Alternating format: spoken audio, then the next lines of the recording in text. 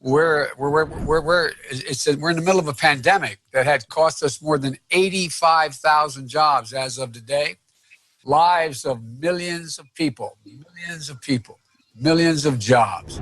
What what's whomever? What are the things that people are most concerned about? What are you hearing the most? I mean, what keeps you awake at night?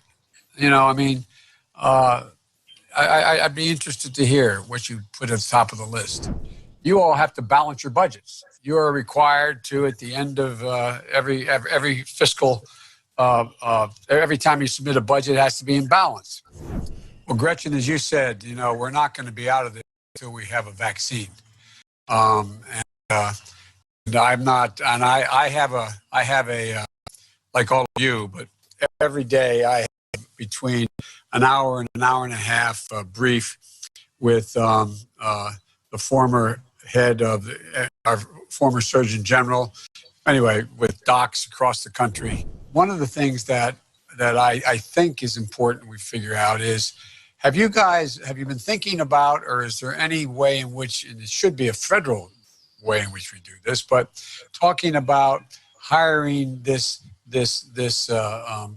basically a public health corps that can be part of the tracing as we move forward, so we can determine where the virus was contracted, how to follow it through, find those people early on, et cetera.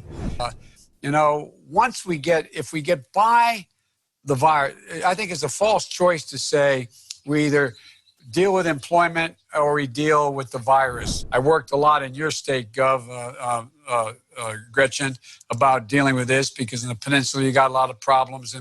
And so all of a sudden we're finding out these parents from families that are not used to having to be concerned about their kids being able to get their education. Now that they're home and they're supposed to be taking, whether it's college, graduate school, undergraduate school, high school, grade school, they're finding they can't get online. They can't follow the teachers. They can't do the classes.